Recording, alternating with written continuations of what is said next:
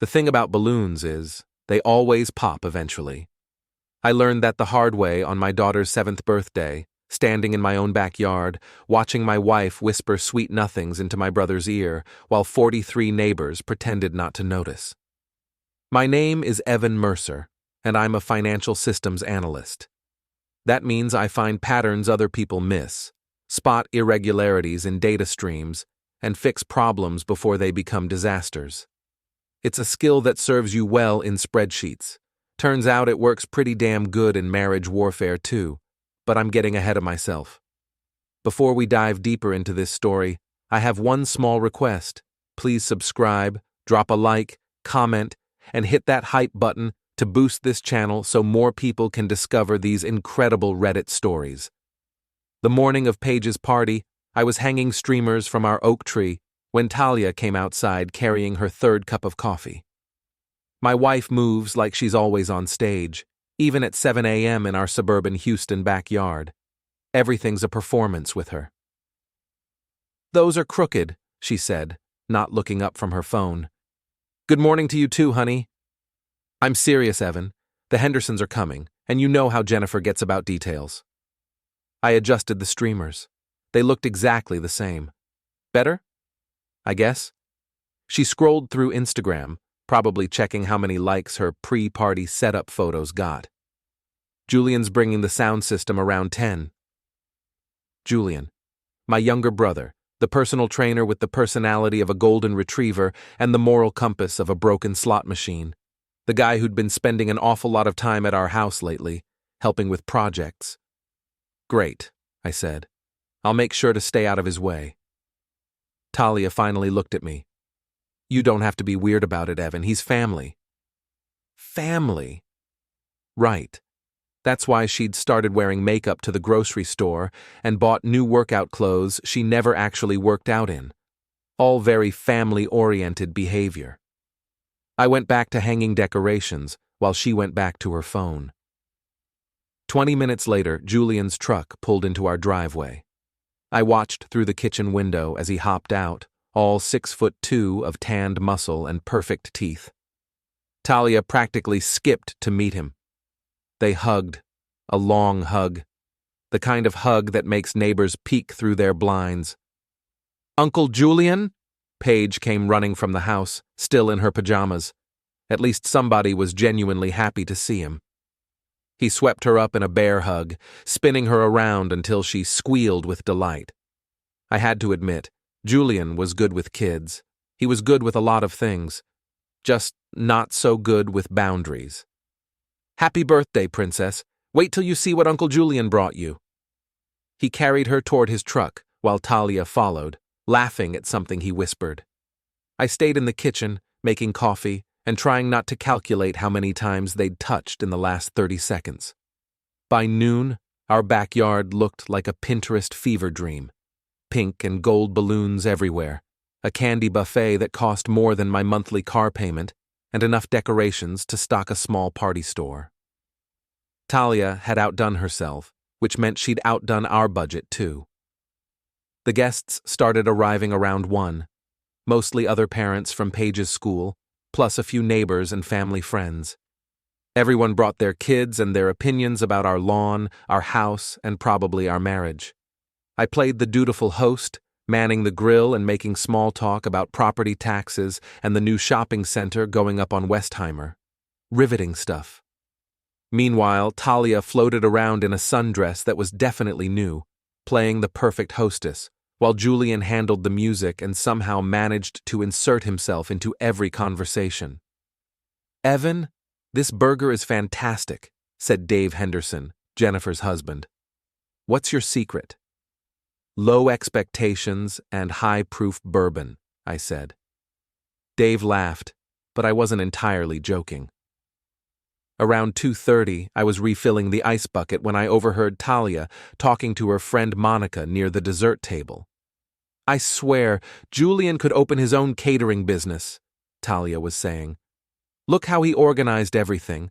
So much more efficient than—" She gestured vaguely toward me. Monica nodded sympathetically. "Men just don't have the same attention to detail. Brad would have burned the burgers and forgotten the ice. Exactly. Julian thinks of everything. He even brought backup extension cords in case we needed more power for the speakers. I stood there holding a bag of ice, invisible in my own backyard, while my wife praised my brother's electrical planning skills. The ice was starting to burn my hands, but I didn't move. Sometimes you learn more when people think you can't hear them.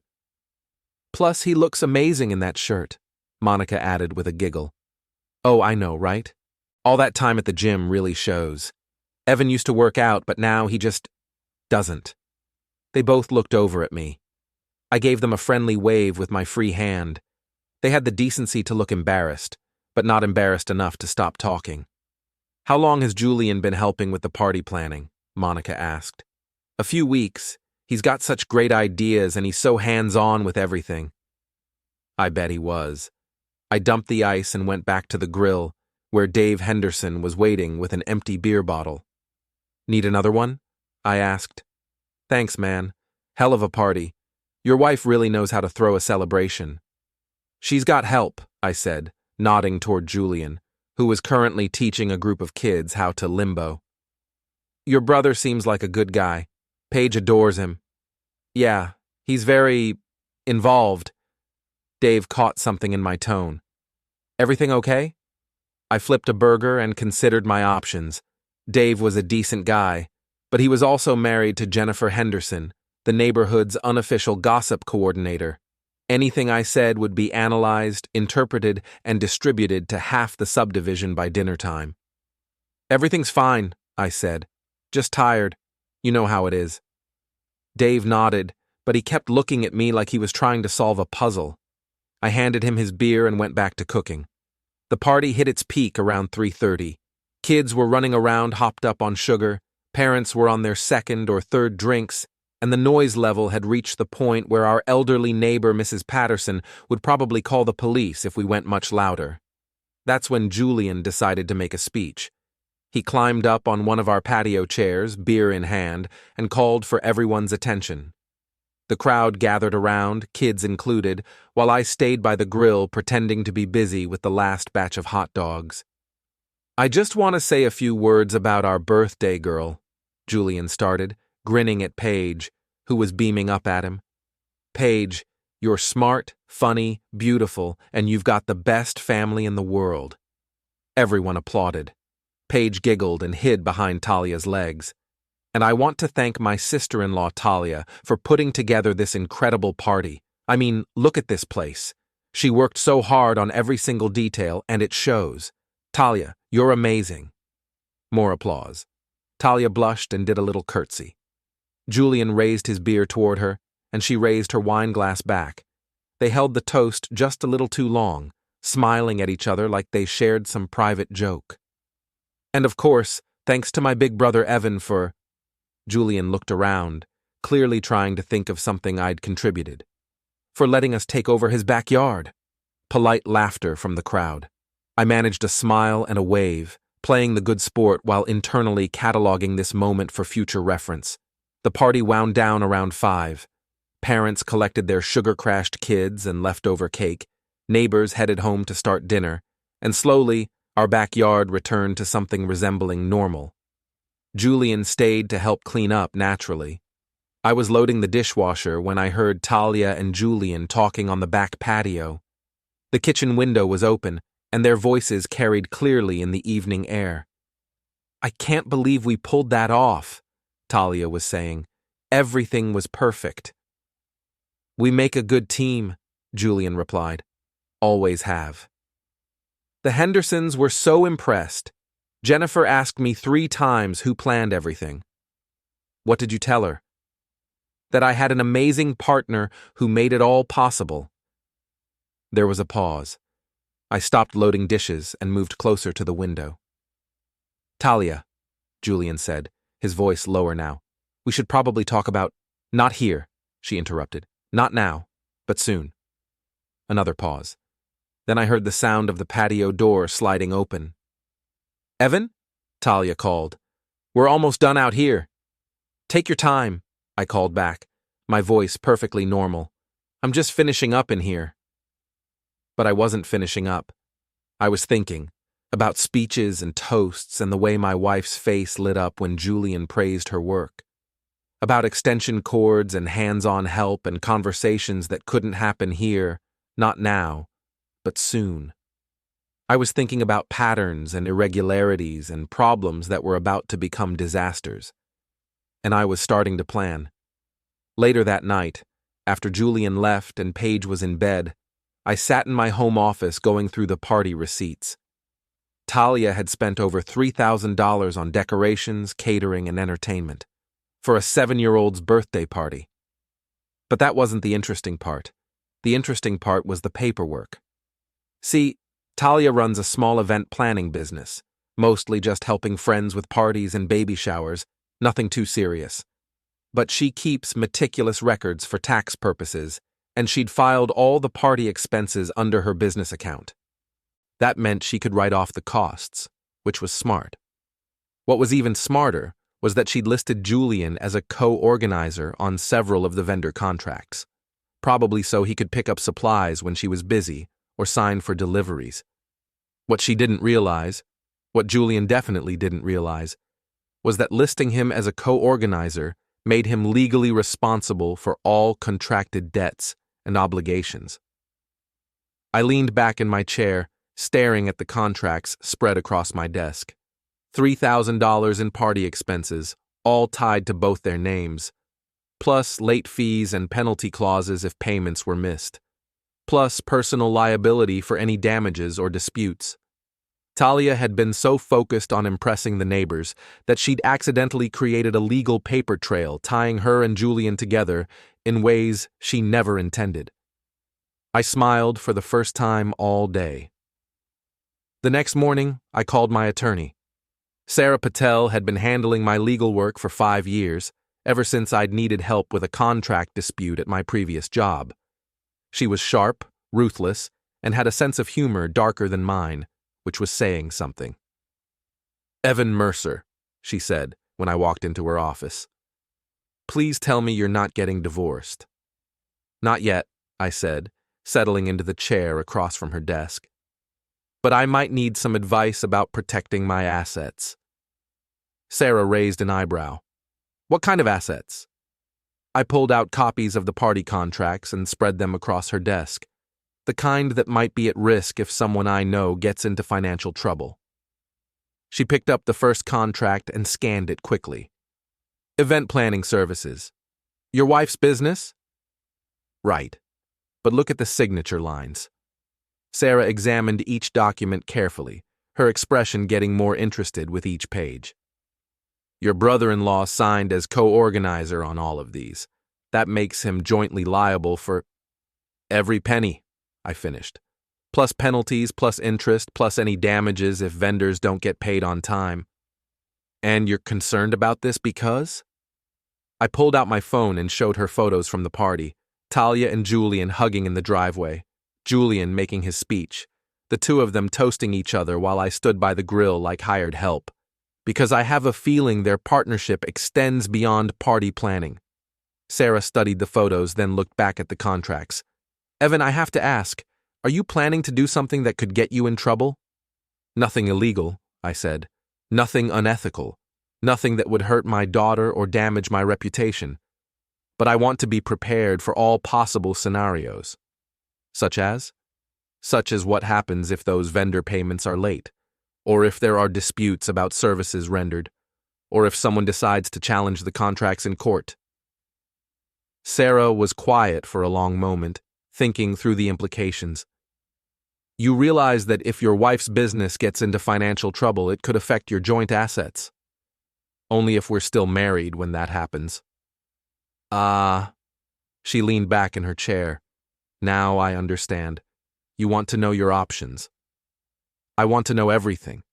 Divorce law, business liability, child custody, asset protection, all of it. This is going to take some research." "I'm not in a hurry," I said, "but I want to be ready." Sarah gathered up the contracts and photos. "Give me a week.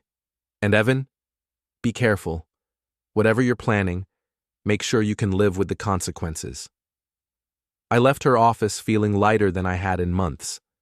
For the first time since Julian started spending so much time at our house, I felt like I had some control over the situation. That feeling lasted exactly 4 days. I was working late in my office when my phone buzzed with a text from Talia. At Julian's helping him move furniture. Home late. Don't wait up. It was 9:30 on a Tuesday night. Julian lived in a 1-bedroom apartment and owned exactly 3 pieces of furniture worth moving. I sat there staring at the message, feeling something cold settle in my stomach. This was it. The moment when suspicion becomes certainty, when you stop wondering and start knowing. I could have called her, could have driven over to Julian's apartment to see if her car was really there, could have confronted them both and demanded the truth. Instead, I forwarded the text to Sarah Patel with a note. Timeline established. Please expedite research. Then I went upstairs and kissed my sleeping daughter goodnight. The vendor calls started 3 days later. I was in the kitchen making coffee when the phone rang. Talia was still upstairs getting ready for work, so I answered. Mercer residence. This is Linda from Celebration Catering. I'm trying to reach Talia Mercer about an overdue payment. I checked the calendar. The party had been 12 days ago. What seems to be the problem? Our payment is 30 days past due according to our records. The contract specifies a 15-day payment window, so we're already assessing late fees. 30 days past due? The party was less than 2 weeks ago. Sir, according to our contract, payment was due 15 days before the event. We have a signed agreement with Mrs. Mercer and Julian Mercer confirming these terms. I felt that familiar tingle you get when you spot an irregularity in the data. Can you email me a copy of that contract? I can send it to the email addresses we have on file for both account holders. Both account holders? Mrs. Talia Mercer and Mr. Julian Mercer. They're listed as co-responsible parties. After Linda hung up, I sat at the kitchen table thinking through the implications. Talia had negotiated payment terms that put her and Julian on the hook for immediate payment, with penalties for delays. But she'd told me the vendors wouldn't charge us until after the party. Either she'd lied to me about the payment schedule, or she'd genuinely screwed up the contracts. Given how distracted she'd been lately, either option seemed possible. The email from Celebration Catering arrived 20 minutes later. I forwarded it to Sarah Patel, then printed a copy for my files. By lunchtime, 3 more vendors had called, all with the same story: overdue payments, late fees, and 2 names on the contracts. I was starting to enjoy myself. That evening, Talia came home in a mood I'd never seen before. Not angry, exactly. More like panicked. We have a problem, she said, dropping her purse on the counter with more force than necessary. What kind of problem?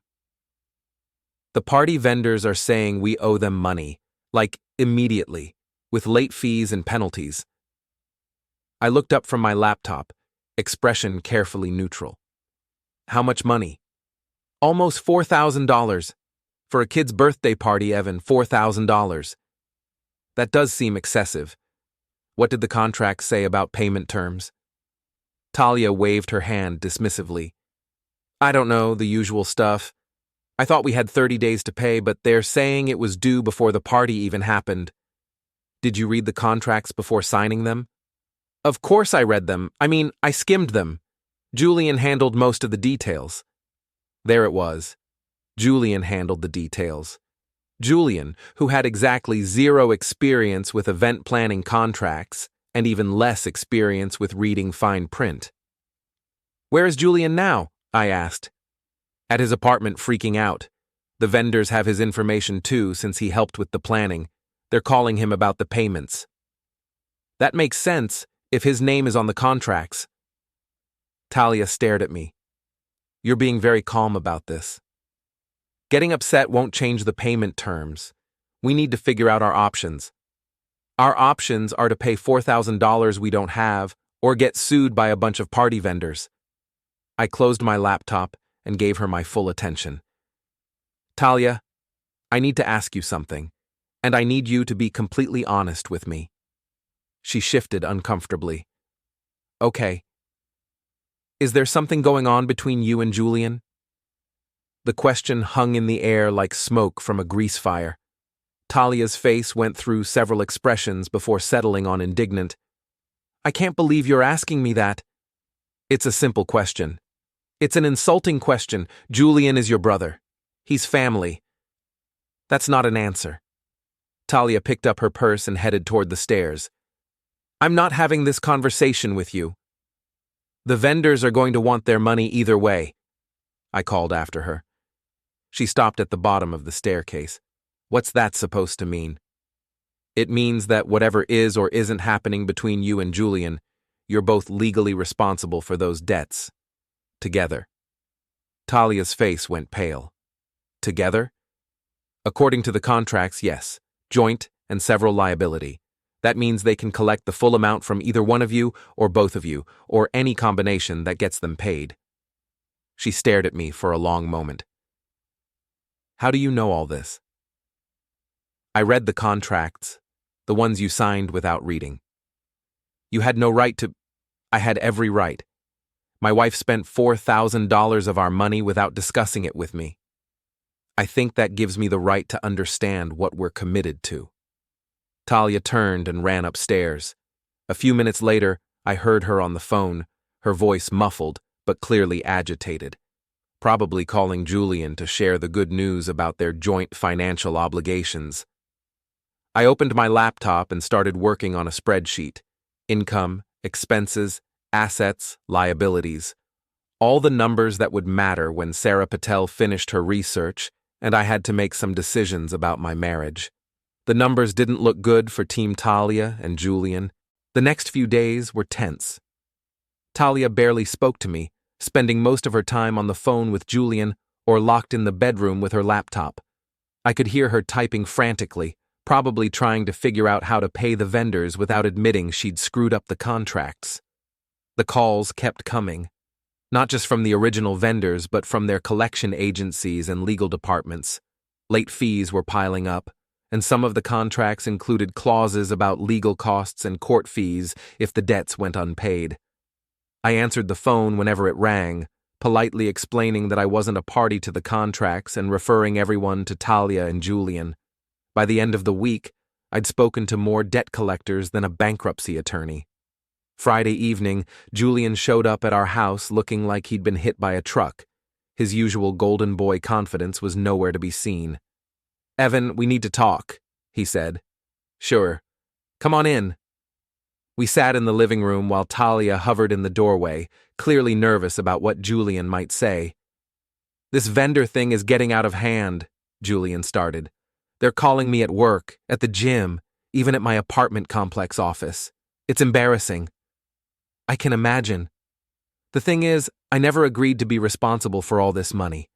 I just helped Talia with some of the planning. I didn't know signing those papers made me liable for the whole debt. I nodded sympathetically. Contract law can be tricky if you're not familiar with it. Exactly. So I was thinking, maybe you could help us figure out a way to get my name off these contracts. You know about legal stuff, right?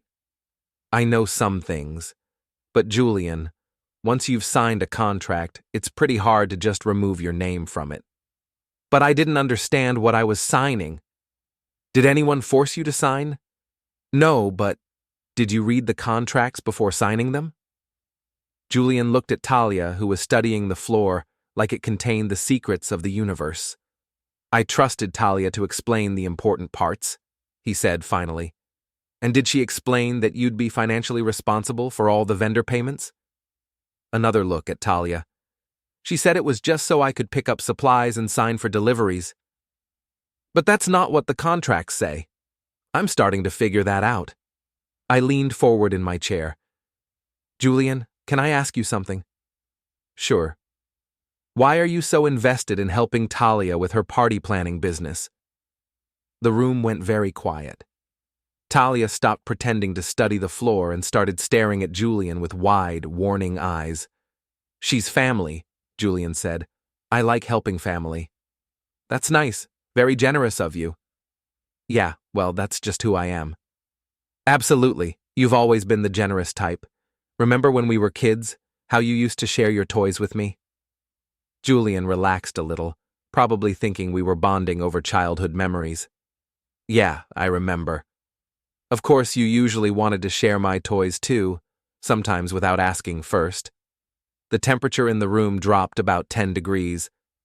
Evan, Talia said sharply, that's enough. Is it? I looked at both of them, sitting there like defendants waiting for a verdict. Because I'm just trying to understand the situation. My wife and my brother have gotten themselves into a financial mess, and now they want my help fixing it. I think I deserve to know exactly what kind of help they need. Julian cleared his throat. Look, I know this is awkward. Awkward doesn't begin to cover it. But we're all adults here. We can work this out. Can we? Because from where I sit, it looks like you two have been working things out behind my back for quite a while now. Talia stepped into the room, her face flushed with anger. I don't have to listen to this. Actually, you do. This is my house, and you're asking for my help with debts you created. I think that gives me the right to ask some questions. What questions? Julian asked. I pulled out my phone and scrolled to the photos from Paige's party. Questions like why you two look like you're posing for a romance novel in half these pictures. I held up the phone so they could see the image of them hugging in our driveway, their faces close enough to share breath. Questions like why my wife has been buying new clothes and wearing makeup to the grocery store ever since you started helping with her business. Another photo. Talia laughing at something Julian whispered during his speech. Questions like why she's been staying out late helping you move furniture in a one-bedroom apartment. Talia grabbed for my phone, but I pulled it back. And questions like why both of you thought it was a good idea to tie your names together on legal contracts when you're obviously tying a lot more than that together. Julian stood up, his face red. You're out of line, Evan. Am I? Because from where I sit, it looks like you two have been playing house with my money and my marriage, and now you want me to bail you out when the bills come due. It's not like that, Talia said. Then what is it like? She looked at Julian, then back at me. It's complicated. Complicated. I laughed, but there was no humor in it. You know what's not complicated? Math. $4,000 in debt, split between two people who thought they were smarter than the fine print. That's $2,000 each, plus interest, plus penalties, plus legal fees if this goes to court. We don't have that kind of money, Julian said. Then you probably should have thought about that before you started playing co-organizer. I stood up and headed toward the door. I'm going to pick up Paige from her sleepover. When I get back, I'd like both of you to be gone. You can figure out your vendor problem somewhere else. Evan, wait, Talia called. I turned back to face them. What? This is still my house, too. For now, I said. But I'd start thinking about alternative arrangements if I were you. Both of you. I left them sitting in my living room and went to collect my daughter.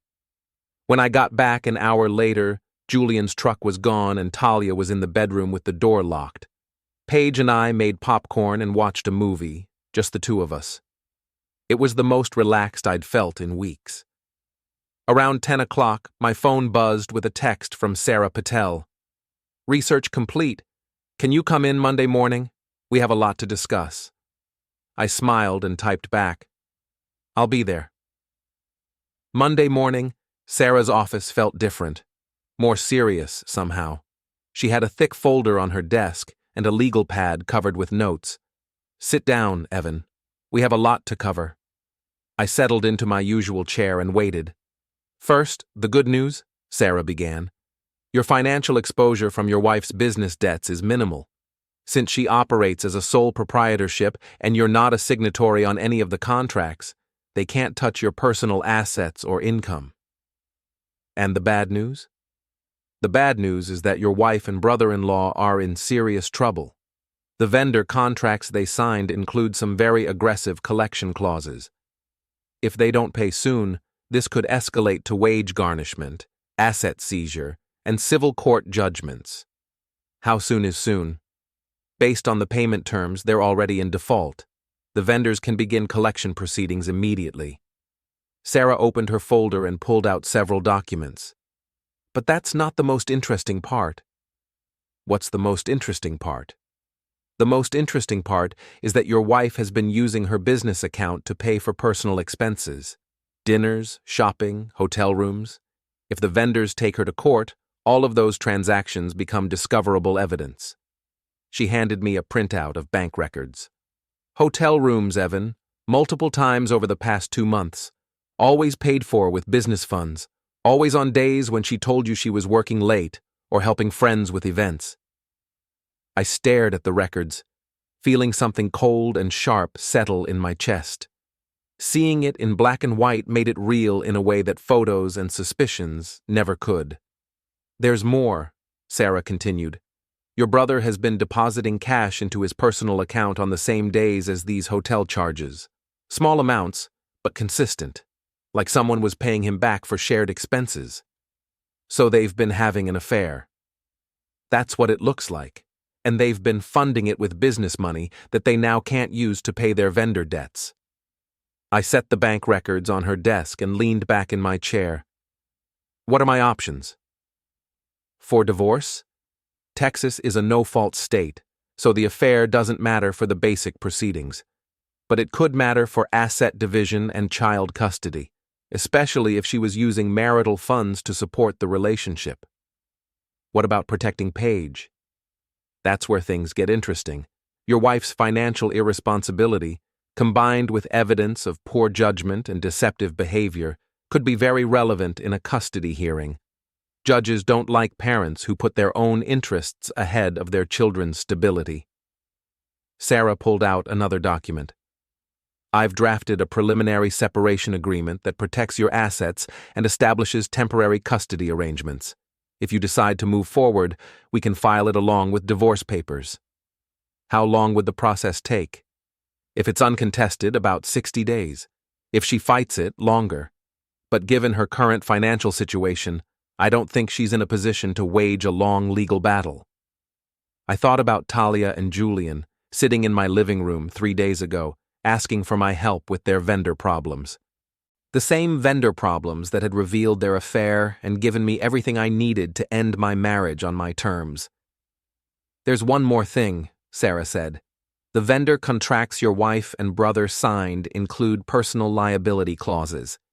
If their business assets aren't enough to cover the debts, the vendors can go after their personal property, cars, bank accounts, wages. What happens if they can't pay? Bankruptcy, probably. But that takes time, and the vendors might not want to wait. They could settle for partial payment if someone made them a reasonable offer. I looked at her. Someone like me? Someone with liquid assets and good credit. Someone who could negotiate a settlement that gets the vendors paid and resolves the legal issues. In exchange for what? In exchange for whatever terms you want to set. I sat there for a long moment, thinking through all the angles. The vendor debts that were destroying Talia and Julian's finances. The affair that was destroying my marriage. The legal proceedings that could destroy their reputations and futures. And the solution that could solve all of it, on my terms. Draft the separation agreement, I said finally, and start researching vendor settlement options. I think it's time for some family negotiations. Sarah smiled. Now you're thinking like a systems analyst. I left her office with a plan and a timeline. By the end of the week, I'd have everything I needed to take control of the situation. It was time for Talia and Julian to learn what happened when you played games with someone who understood the rules better than you did. The confrontation happened on Thursday evening. I'd spent the week letting the vendor pressure build while I finalized my legal strategy. By Thursday, Talia was getting calls every few hours, and Julian had apparently been asked to leave his gym after debt collectors showed up looking for him.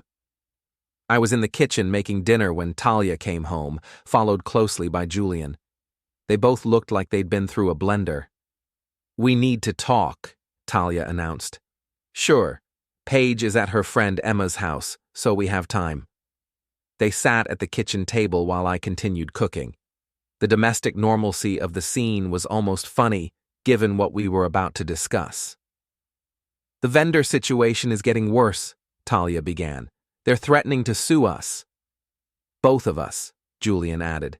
They keep saying we're jointly responsible. I nodded sympathetically. That does sound stressful. Evan, we need your help, Talia said. I know things have been weird between us lately, but we're still married. We're still family. Are we? The question hung in the air like a challenge. What's that supposed to mean? Julian asked. I turned off the stove and faced them both. It means I know about the hotel rooms. I know about the cash deposits. I know about the affair. Talia went white. Julian started to stand up, but I held up a hand. Sit down, Julian. We're going to have a civilized conversation about this. Evan, I can explain, Talia started. I'm sure you can. But first, let me explain something to you. Both of you. I pulled out my phone and showed them the bank records Sarah had given me. These are your business account transactions, Talia. Hotel rooms, restaurants, shopping trips, all paid for with business funds during a period when you were supposedly building up cash reserves for tax payments. Talia stared at the records like they might disappear if she looked hard enough. And these, I continued, scrolling to another document, are Julian's bank deposits. Funny how they match up with your business expenses. Almost like someone was paying him back for shared costs. Julian's face was red, but he didn't say anything. Now, here's where it gets interesting. You've been using business money to fund your affair, which means you don't have cash reserves to pay your vendor debts. And since you're both personally liable for those debts, your personal assets are at risk too. I sat down across from them, feeling calmer than I had in months. Your car, Julian, your apartment deposit, your gym equipment, all of it can be seized to pay vendor debts if this goes to court. It won't go to court, Talia said quickly. We'll figure something out. Will you? Because from where I sit, it looks like you've figured yourselves into a corner. You owe money you don't have to people who have legal contracts giving them the right to collect it. That's why we need your help, Julian said. You could loan us the money. Could I? I laughed. Julian, you're asking me to pay for the hotel rooms where you've been sleeping with my wife. Do you see how that might be a hard sell? The kitchen went quiet, except for the sound of the refrigerator humming. It's not what you think, Talia said finally. What do I think? You think we planned this. You think we wanted to hurt you. Didn't you? Talia looked at Julian, then back at me. It just happened. We didn't mean for it to get so complicated. Complicated. I shook my head. You keep using that word, but this isn't complicated, Talia. This is simple. You wanted something you couldn't have, so you took it, and now you're facing the consequences. So, what happens now? Julian asked. I pulled out the separation agreement Sarah had drafted and set it on the table between us. Now we solve everyone's problems. Talia picked up the document and scanned the first page. Divorce papers? Separation agreement, with some very reasonable terms. She read further, her expression getting more shocked with each paragraph. You want full custody of Paige? I want primary custody, with reasonable visitation rights for you, assuming you can maintain stable housing and employment. This says you get the house, the cars, everything. I get the assets I can afford to maintain. You get a fresh start with no marital debts. Julian leaned over to read the agreement. What about the vendor money? That's the interesting part. I pulled out another document. I've negotiated a settlement with all the vendors. They'll accept 60 cents on the dollar, paid in full within 30 days. You're going to pay our debts? Talia asked. I'm going to resolve the legal issues that are threatening both of you with bankruptcy and civil judgments. In exchange for what? I pointed to the separation agreement. In exchange for a clean, uncontested divorce with terms that protect my daughter's stability and my financial future. Talia and Julian looked at each other, clearly trying to figure out if this was a good deal or a trap. What if we don't agree? Julian asked. Then you don't agree. The vendor debts are still your responsibility, the legal proceedings continue, and your personal assets remain at risk. Plus, I file for divorce anyway, but this time it's contested and expensive for everyone.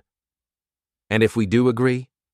If you do agree, your debts disappear, your legal problems go away, and you're free to be together without sneaking around behind anyone's back. I stood up and walked to the window, looking out at our backyard where we'd held Paige's birthday party just 3 weeks ago. The decorations were long gone, but I could still see the spots where Julian had set up his speakers and Talia had arranged her perfect candy buffet. I'm not trying to destroy either of you, I said without turning around. I'm trying to solve a problem that you created. This way, everyone gets what they want. What do you want? Talia asked quietly. I turned back to face them. I want my daughter to grow up in a stable home with a parent who puts her needs first. I want to stop pretending my marriage isn't over. And I want both of you to live with the consequences of your choices without dragging me down with you. The kitchen was quiet for a long moment. Finally, Julian spoke up. How long do we have to decide? The vendor settlement expires Friday at 5 p.m. After that, you're back to dealing with collection agencies and potential lawsuits. That's tomorrow, Talia said. Yes, it is. She looked at the separation agreement again, flipping through the pages like she was looking for a loophole. This seems very thorough. I'm a systems analyst, Talia. Thoroughness is what I do. Julian cleared his throat. If we sign this, what happens to us? What do you mean? I mean, where do we go? What do we do? I shrugged. That's up to you. You're both adults, you're both employable, and you'll both be free of the legal and financial problems that are currently destroying your lives. What you do with that freedom is your choice. Talia set the agreement on the table and looked at me with something that might have been respect.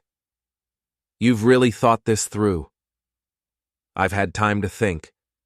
3 weeks of vendor calls and hotel receipts and watching my brother make speeches in my backyard about what an amazing team you two make.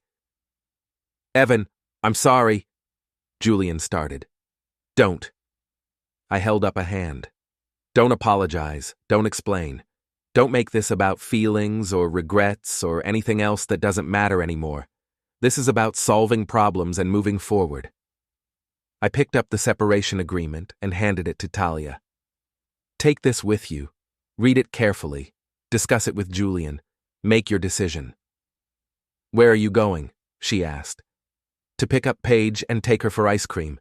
When we get back, I'd like you both to be gone for the evening. Take all the time you need to decide, but remember, the vendor settlement expires tomorrow at 5.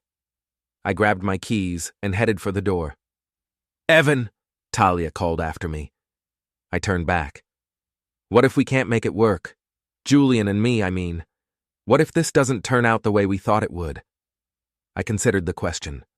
Then you'll figure something else out, but you'll do it as free adults with clean credit and no legal problems hanging over your heads. That's more than you have right now. I left them sitting at my kitchen table and went to collect my daughter. When Paige and I got back from our ice cream adventure, the house was empty. Talia's car was gone, and Julian's truck was nowhere to be seen.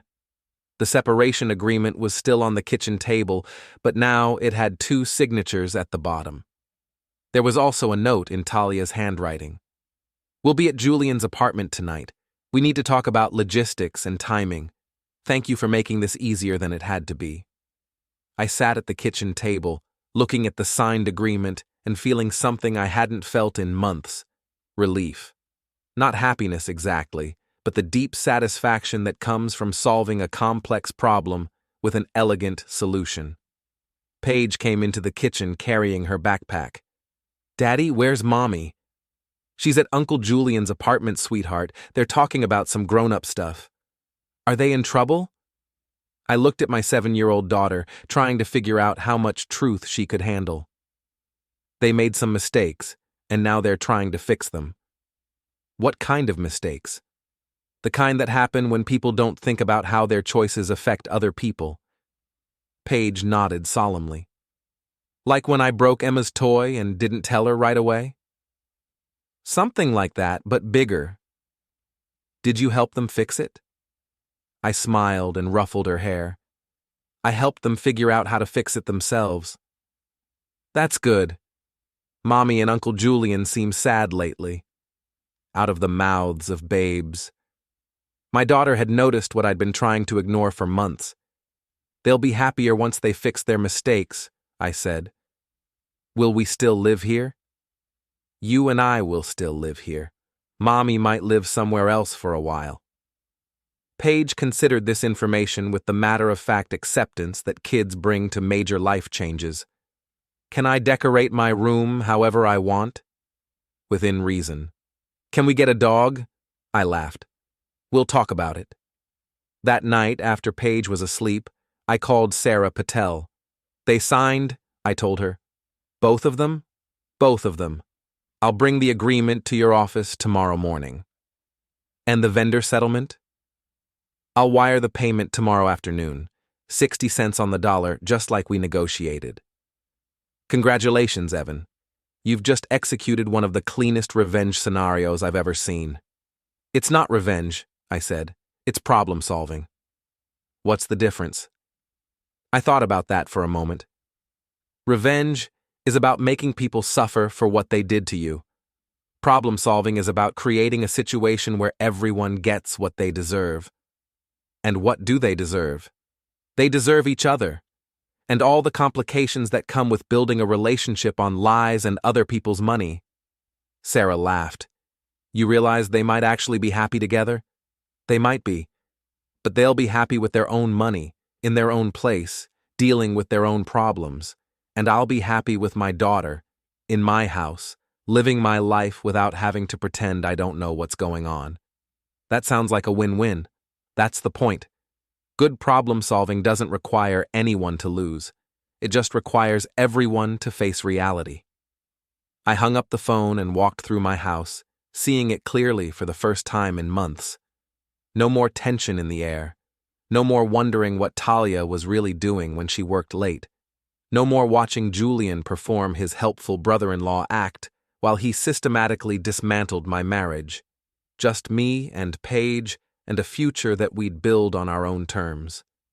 The next morning, I dropped the signed separation agreement at Sarah's office and wired the vendor settlement payment. By noon, Talia and Julian's legal problems were officially resolved. By evening, their personal problems were just getting started. I was making dinner when Julian showed up at the door, looking like he'd been awake for 36 hours straight.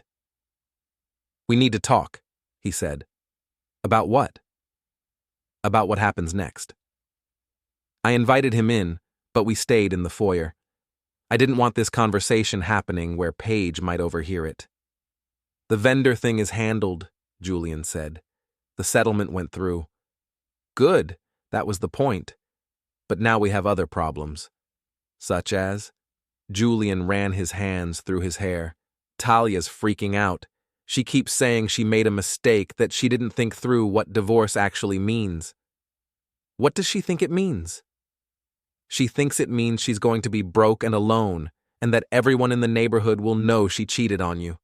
I shrugged. 2 out of 3 of those things are probably true. Evan, come on, she's scared. She should be scared.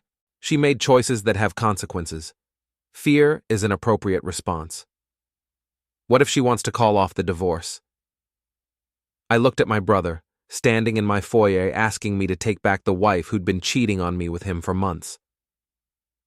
Julian, let me ask you something. Do you love her? What? Do you love Talia?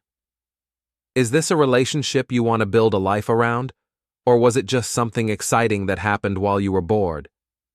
Julian stared at me like I'd asked him to solve a calculus problem. I care about her. That's not what I asked. It's complicated. No, it's not. Either you love her enough to build a life with her, or you don't. Either you're willing to deal with the social and financial consequences of your relationship, or you're not. Either you're committed to making this work, or you're looking for an exit strategy. Julian was quiet for a long moment. What if I'm not sure? Then you're not ready to be in a relationship with a woman who just gave up her marriage for you. She gave up her marriage because you forced her to choose. I laughed. I didn't force anyone to do anything. I offered a solution to problems that you and Talia created. You could have said no. You could have found another way to pay your debts and deal with your legal issues. You chose the easy way out. Easy? Julian's voice was getting louder. You call this easy? Easier than bankruptcy. Easier than wage garnishment. Easier than explaining to everyone you know why debt collectors are calling your workplace. But now everyone's going to know about the affair. Everyone already knew about the affair, Julian. They just pretended not to notice because it was polite. Now they don't have to pretend anymore. Julian slumped against the wall. This is all messed up. Yes, it is. But it's messed up because of choices you and Talia made, not because of anything I did. So what are we supposed to do now? I opened the front door and gestured for him to leave. You're supposed to figure out if you actually want to be with Talia or if you just wanted to sleep with her. She's supposed to figure out if she's ready to live with the consequences of her choices. And both of you are supposed to do that somewhere else. Evan. Julian, I solved your legal problems because they were affecting my daughter's stability. But I'm not going to solve your relationship problems. Those are yours to figure out. He walked to the door, then turned back. What if we can't make it work? Then you can't make it work, but that's not my problem anymore. After Julian left, I sat in my living room thinking about consequences and choices and the difference between solving problems and creating new ones. Talia and Julian had created their problems by wanting something they couldn't have and taking it anyway. Now they had it, and they were discovering that getting what you want isn't the same as wanting what you get. But that was their lesson to learn, not mine. My lesson was simpler. Sometimes the best way to win is to let everyone else have exactly what they think they want. 3 weeks later, I was sitting in the same living room when Sarah Patel called with an update. Your divorce is final, she said. Congratulations. How do I feel about that? How do you feel about that? I looked around my house now, legally and completely, and tried to identify what I was feeling. Relieved, I said finally, and maybe a little proud. Proud. I solved a complex problem without destroying anyone. Talia and Julian got what they wanted, Paige got stability, and I got my life back. That's good systems analysis. Speaking of Talia and Julian, I have some interesting news about them. Oh? Julian moved back in with his parents last week. Apparently, he and Talia couldn't make the finances work. Two people with bad credit and unstable employment don't qualify for much in terms of housing. I wasn't surprised. What about Talia? She's living in a studio apartment near the Galleria, working part-time at an event planning company, trying to rebuild her business reputation. Are they still together? Unclear. They're not living together, but that might be financial rather than romantic. I thought about Julian standing in my foyer 3 weeks ago, asking what they were supposed to do next. Apparently, they'd figured out the answer, whatever they could manage with the resources they had left. There's one more thing, Sarah said. Talia's been asking about modification of the custody arrangement. What kind of modification? She wants more visitation time with Paige, claims she's gotten her life stabilized and wants to be more involved. I considered this. Paige had been asking about her mother more often lately, wondering when they could spend more time together. What does stabilized mean? Steady job, stable housing, no legal or financial problems. Does she meet those criteria? Barely, but yes. She's been employed for 6 weeks, she's current on rent and utilities, and her credit is slowly recovering. Set up a meeting, I said. If she's really gotten her act together, Paige should have more time with her mother. Even after everything that happened? I thought about my daughter, who'd handled her parents' divorce with more grace than most adults handle minor inconveniences. Paige deserved to have a relationship with both her parents, regardless of the mistakes those parents had made with each other. Especially after everything that happened, I said. The point was never to punish Talia. The point was to solve problems and protect Paige. If Talia solved her problems, then everyone wins. You're a better man than most people would be in this situation. I'm a systems analyst, I corrected. I optimize for the best possible outcomes, not for emotional satisfaction. After I hung up with Sarah, I walked upstairs to check on Paige. She was in her room, reading a book about a girl who solves mysteries with her dog. Hey, kiddo. How was school? Good. We learned about fractions. Fun stuff. Daddy, can I ask you something? Always. Do you think Mommy is happy now? I sat on the edge of her bed, thinking about how to answer that question honestly without being cruel. I think Mommy is learning how to be happy, I said finally. Sometimes adults have to figure out what actually makes them happy instead of what they think will make them happy. What's the difference? Well, sometimes people think they want something because it seems exciting or different. But when they get it, they realize it's not what they really needed. Paige nodded thoughtfully. Like when I wanted a hamster, but then I realized I just wanted a pet to take care of, and a fish was easier? Exactly like that. Is that what happened with Mommy and Uncle Julian? I looked at my daughter, amazed as always by her ability to cut through adult complexity and find the simple truth underneath. Something like that, I said. They thought they wanted to be together, but they didn't think about all the work that goes into building a life with someone. Are they still trying to figure it out? They are, and while they're figuring it out, you and I are building our own life together. Paige smiled and went back to her book. I kissed her forehead and headed downstairs, feeling that familiar sense of satisfaction that comes from solving problems the right way. 6 months later, I was grilling burgers in my backyard when the doorbell rang. Paige ran to answer it, and I heard her excited voice greeting someone at the front door. "Daddy, Mommy's here!" I turned off the grill and walked around to the front of the house. Talia was standing on my porch, looking more put together than I'd seen her in over a year.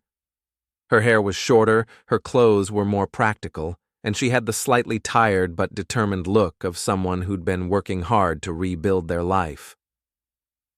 "Hi, Evan. I hope it's okay that I stopped by." Paige called and invited me to dinner. I looked at my daughter, who was beaming with pride at her successful surprise. "Of course it's okay.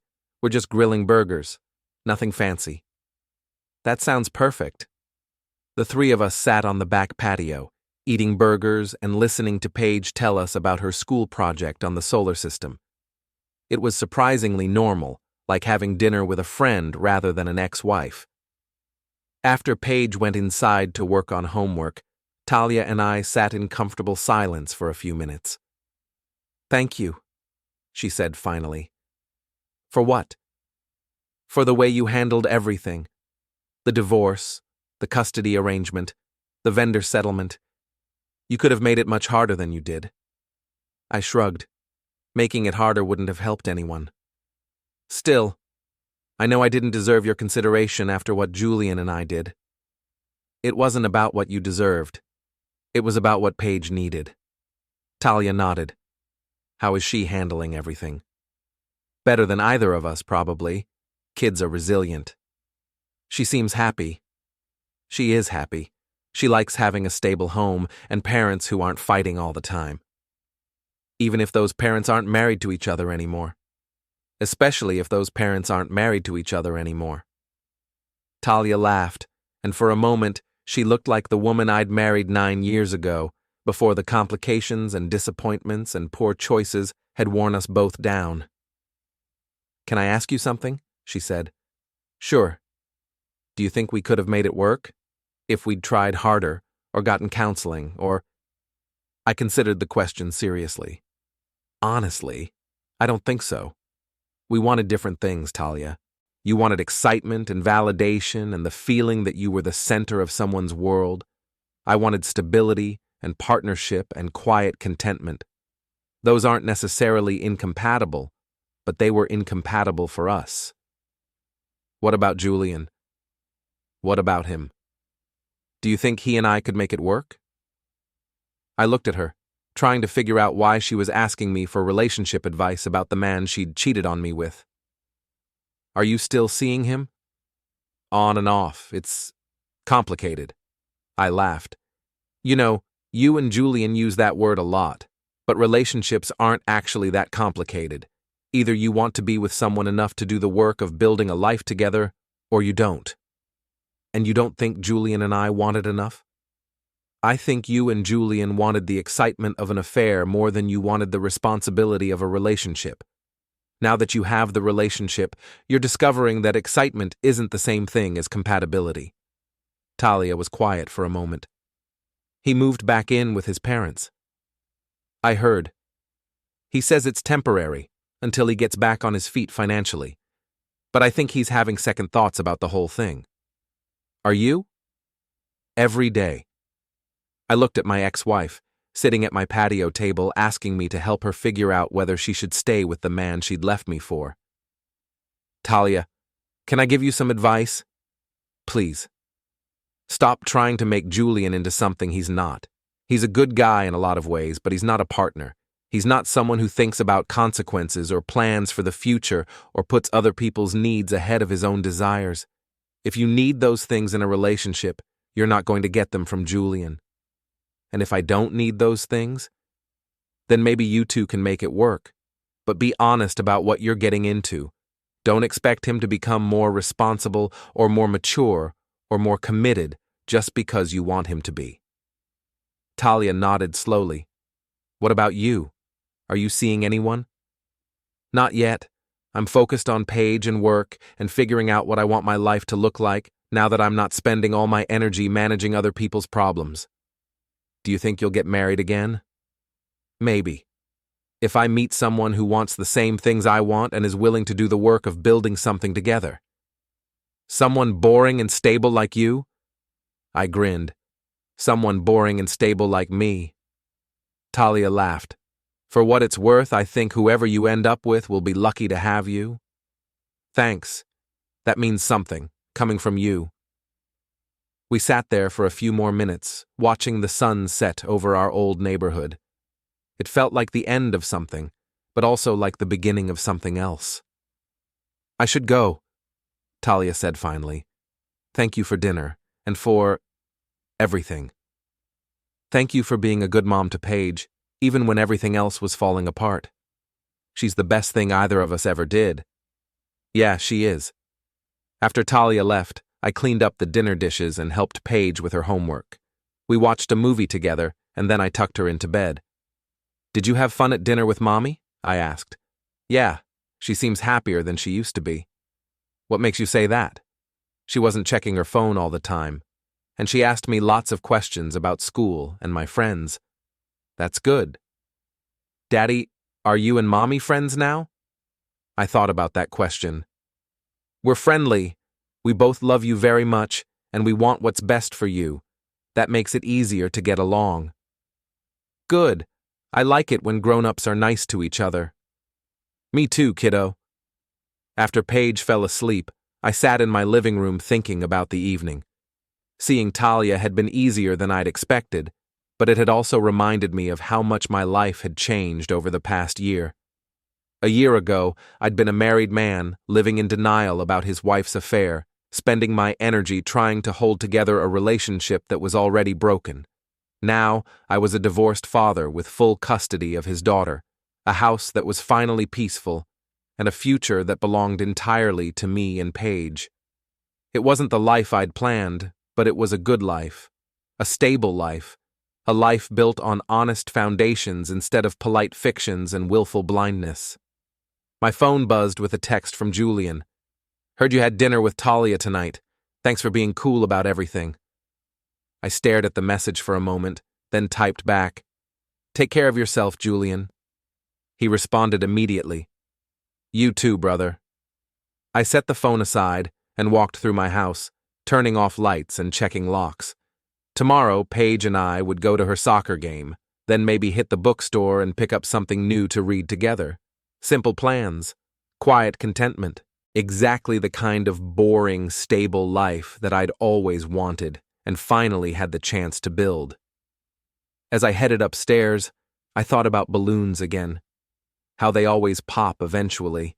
But sometimes that's not a tragedy. Sometimes it's just the end of something that was never meant to last forever. And sometimes, when the balloon pops, you discover that you don't actually need it to fly.